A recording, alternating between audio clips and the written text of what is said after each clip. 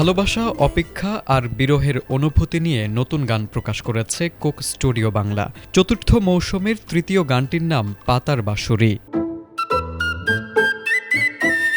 গানটির কথা ও সুর করেছেন ঈশান, সঙ্গীত পরিচালনা করেছেন আদিত রহমান।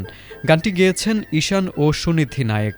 গানটিতে ভালোবাসার টান, অপেক্ষা আর মনের না বলা কথাগুলো উঠে এসেছে। শুধু গান নয়, এর মিউজিক ভিডিও দর্শকের নজর কেড়েছে। ভিডিওটির শুটিং হয়েছে নারায়ণগঞ্জের ঐতিহাসিক সোনারগাঁওয়ে।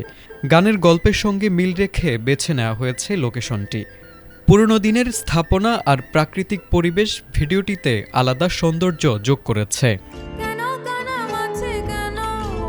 প্রিয় মানুষকে কাছে পাওয়ার ইচ্ছা আর দূরে থাকার কষ্ট, দুই অনুভূতি গানটিতে ধরা পড়েছে।